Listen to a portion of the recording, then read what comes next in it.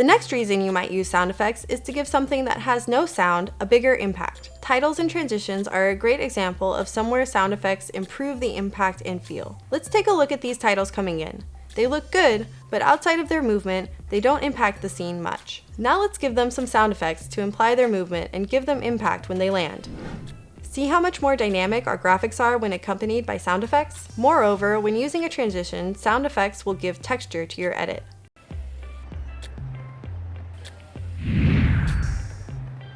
See how the transition was nothing special when quiet, but adding sound effects enhances the experience.